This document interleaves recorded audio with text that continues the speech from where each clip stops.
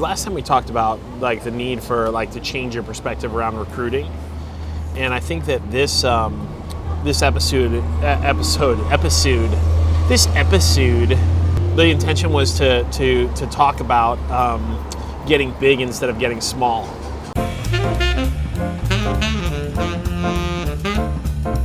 So one of the challenges that businesses face when they are in the mode of growth is they fail to think about the need to constantly be growing, right? So a healthy business is a growing business. It's one where you're adding headcount constantly to the mix. And if you're not adding people, you're usually either flattening out or going backwards. I mean, certainly there are some businesses where you can create efficiency through technology and whatnot, but a healthy business is always a growing business. And what prevents businesses from getting big, in addition to not focusing on drawing in the right talent, is that they fail to relinquish power, right? So, an entrepreneur's job is to cast a vision, to define reality and keep people inspired to that reality.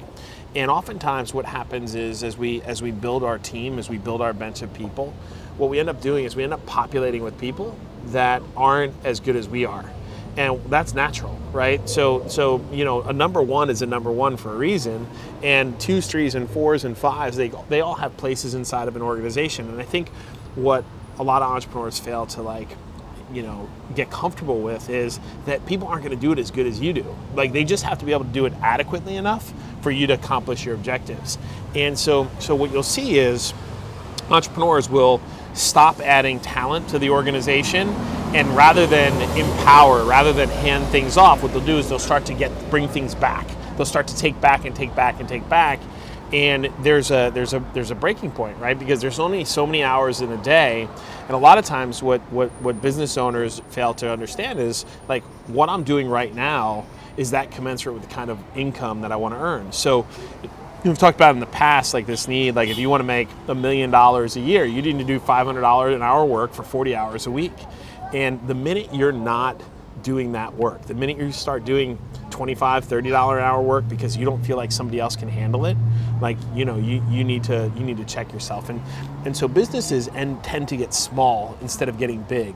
And that's really about control, right? It really comes down to having confidence that your vision of reality, that you've defined it well enough and that you've influenced people, right? You can get people to do the things you want to do because they want to do it.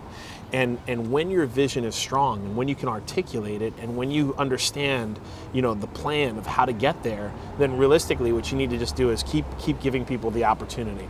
Let them fail spectacularly. Failure is a learning process. Like, it's only an end game. It only is the end when you quit at that point and when you take it back, right? Taking back from somebody basically stunts your growth. It kills the progress of the organization. And so, that attraction of talent and relinquishing of things that others can do, and focusing on the things that only you can do, are going to lead to your success.